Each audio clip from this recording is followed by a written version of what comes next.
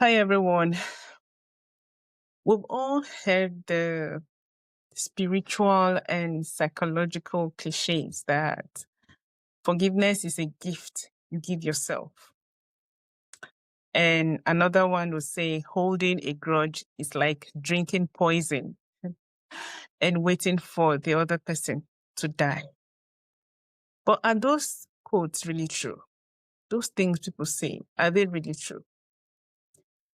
Well, while there is some wisdom in those quotes and those phrases, they can actually feel like a secondary trauma because they create this pressure to let go, right? Letting go before we are ready. Or worse still, they suggest that healing is dependent on excusing someone else's behavior. So yeah, they've done that. If you don't forgive, if you don't let go, then you may not heal. Then you may be the one suffering. At times, that statement alone is traumatizing. If you don't forgive, then it's like you're taking poison on someone else's behalf. I'm not here today to tell you that it's not okay to forgive. It's okay to forgive. And if you've been following this platform since we began, you know that I've always preached forgiveness. But I want to throw some questions out today. If you forgive and you stay, will you be happy? If you forgive and leave, will you be happy? If you refuse to forgive and either remain there or leave, will you be happy? The question is, what are your terms? Do you have terms for forgiveness? Today on Roda 360, we are taking a different path. We are talking about individual identity and the radical idea on forgiving on your own terms. We are exploring how your identity is not tied to the person that hurt you. And why not forgiving doesn't mean you are not healed, right? So we're here today saying that you do not forgive or that you refuse to let go doesn't mean you're not healed. Sometimes your refusal to let go is because you're trying to protect yourself. Yes, it's a self-protection strategy. The other day, I saw a statement that you only begin to heal when you forget the hurt. I think I saw it on Facebook. While that may be fact, is it even realistic? And let's not even bring religion into this because people do not talk about forgiveness in 2 minutes or in 2 seconds before they bring in religion. The next episode after this one, I'm going to talk about the religious aspects of it. And so that we'll see what the holy books actually say. So when we are talking about people's reactions to, hurtful situations, things that the harm that you cause them, it's not because they don't want healing, or it's not because they've not healed, or it's not because they've not started accessing healing. That's why they've not forgiven. Like I said, sometimes people are just trying to protect themselves from you. Because some manipulative wannabe good people right now would begin like quoting scriptures they don't even understand. You know what hurts is when people are quoting scriptures they themselves don't even have a hang on. Scriptures they cannot even sit to discuss. They just pick something to back up whatever they want to tell you at that moment, and that's it. They want you to just accept it. When we experience a significant trauma, whether it's childhood wound, business or romantic or professional betrayal or fallout of any kind, our identity gets fused with the incident.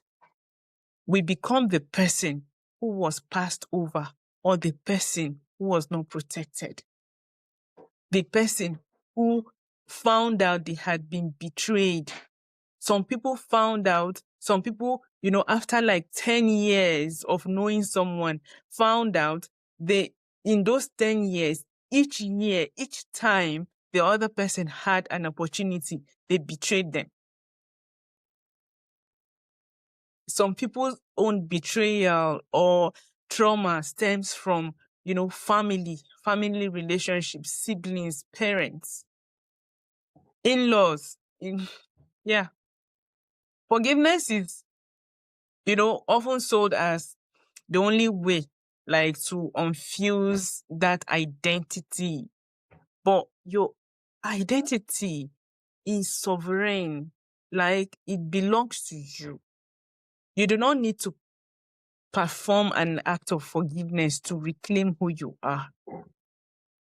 So your identity to you is sacred. It's who you are. It's who you know yourself to be. If you begin to perform some acts of whatever to reclaim who you are, then you're just putting up some performative acts. Sometimes it becomes people pleasing. Let me do it so that they will not say. Let me do that so that they will not say. You begin to indirectly please, losing your identity. It is not built on self-differentiation. It is the ability to say that this thing that happened to me, or that thing that you did to me, that is you. It is not me. Because my value exists independently of whether I speak to that person again, or whether I decide their actions were okay. You can be whole. You can be successful. You can be at peace while still acknowledging that what happened was unforgivable. Because you need to protect yourself in order to be available for people who really need you. Forgiving on your own terms means moving away from the all or nothing model. In the 360 view of mental health, forgiveness has a spectrum. It has a spectrum. One, where we release without reconciliation. That is, you can actually decide to stop carrying the anger without ever letting that person back into your life or into your circle. This is the one I believe in. I don't believe in, sitting down and dragging issues that happened years ago and continue. No. If it hurts me that bad, and I know that I could never see you as the same person again, I'll just, just go away. Just be my own person. I won't hold on to that anger anymore. Right? No more holding on to the anger. But then it will be on my own terms. There won't be a reconciliation of any kind, but that anger is gone. The reason why I would not want you to come close to me anymore is because I don't want to, get hurt. And I don't want to hurt you based, on what you did to me. So you can actually decide to stop carrying the anger without letting that person back into your life again. I know of a story of, these videos are usually short, but then I'm going to say this story. I know of a story of a guy whose dad, back in the days, parents used to allow families come to stay. Many people could live with you growing up with your parents. So this guy's dad brought in so many people to take care of the store, to live with them. And unfortunately, this person that came, who is his cousin, used to steal. used to like steal from their own house. But then because the relationship at home was not that strong, the bond was not that strong, the parents did not believe. Anytime there was a case of theft at home, the other boy, the other person, the cousin who came into their home had a way of manipulating his parents against him. You know, manipulating his parents for them to believe that he, their own son, was actually the thief. And he continued like that. Now, for each time he was blamed for something he didn't do, he got traumatized. He held on. You know, he kept swallowing, just like they tell us in Africa, swallow it, it's okay, just let it go. In his head, he kept letting it go. But then when it began to show up in adulthood, he was shocked. He was shocked when, girls he would date will accuse him of something, and then he won't be able to speak for himself. He was shocked when at his job, things will happen. And then, people are backing up themselves. They are, speaking up for themselves, and he won't be able to say anything. Why? Because where he was coming from, he was never believed. Few years ago, when he went back home to actually tell his parents that, look, this thing that you did to me when I was, growing up with you guys, it hurt me badly and it damaged me in some areas, they didn't accept. In fact, the dad walked him out of the house. He didn't want to hear. But his relationship with his cousin is shattered. He cut off his cousin. And the last time I spoke to him, he said he was never, going to allow that guy into his life again. Is it still hurt? No. But then will he allow that person into his life again? No. Are they still family? Probably. It depends on what you define family as. The next spectrum is forgiving the self. I usually say this, forgive yourself. Forgive yourself for the times when you've put yourself down for others to tread upon. Most times, the most important work is not forgiving the perpetrator. It's not forgiving the person who hurts you, but forgiving the younger version of yourself who did not know how to set boundaries or didn't have the power to leave. Forgive that version of yourself who allowed anybody and anything come into your space. Forgive that version of yourself who allowed people, in the name of whatever role they felt they had in your life, to dictate your life, to dictate the things you did for yourself, to dictate the things you did with your name, and sometimes for your children. I hear stories. I used to think a majority of these stories was probably from my own place where I'm coming from. But then I've been hearing, ever since I started this channel, I've been hearing stories of senior women, senior colleagues who have been coming out to share their stories, and it's hurtful. It hurts. Forgive yourself for that time, that time when you didn't know better. You didn't know better. You stayed in that abusive situation, that physical abuse, that emotional abuse, that financial abuse, where okay, your partner had, but refused to help. When you never mattered to your partner, yet you stayed. Forgive yourself.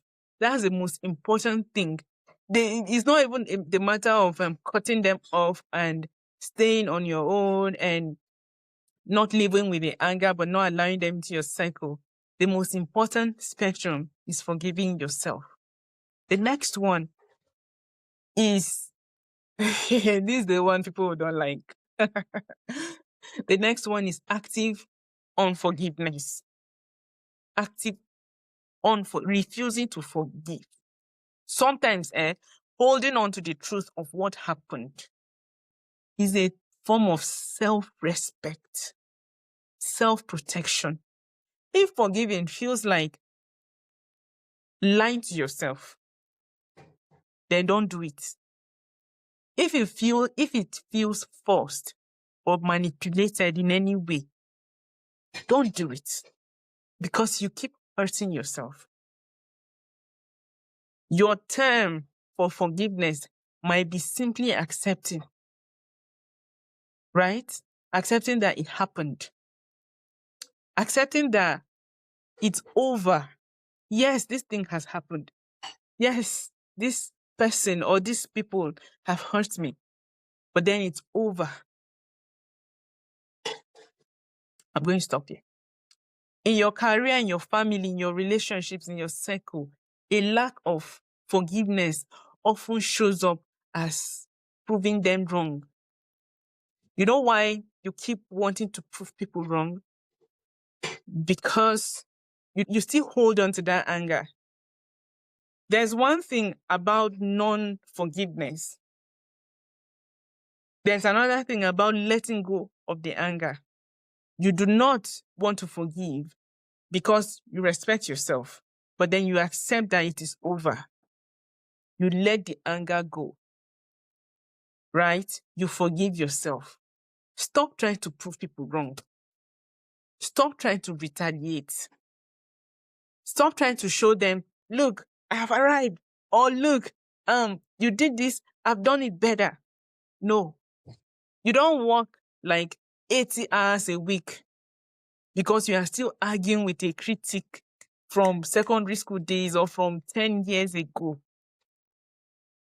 While revenge success can be a powerful fuel, it's an exhaustible one. It's tiring. It keeps your identity tethered to the person you are trying to outrun.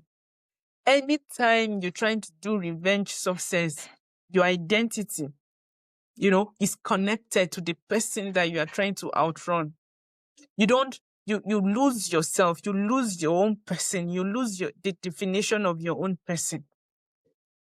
Stop trying to do revenge success. Trying to retaliate. What are you retaliating for? This world is too big. This world is too big. There are so many things to be done. There are so many things to be achieved. Don't waste your time trying to retaliate, trying to get back at anybody. Live your life. Forgiving on your own terms means you stop using your career as a courtroom. You stop trying to win a case against your past. When you reclaim your identity, you start working for your own vision, not to spite their version of you. You start working to grow yourself. You start working to develop your own vision.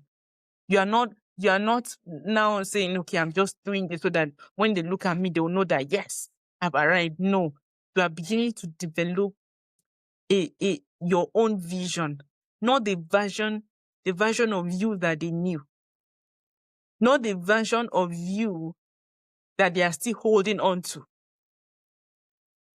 When you cut off people, or when you leave them in their space, it's okay for them to hold on to that version of you that they want to hold on to, good or bad, however they saw you, however you were to them. That is your own past. That probably is their own present.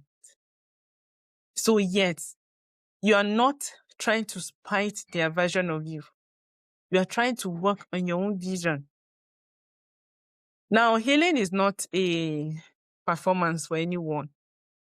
If you are healing and then your healing is like a performative act, you're not ready. You're not ready to grow. If you're not ready to forgive, or if you've decided that forgiveness is not part of your journey, that is okay. And that's why you're on this platform. It's okay. You are still whole. You are still a human being. You're still a good person.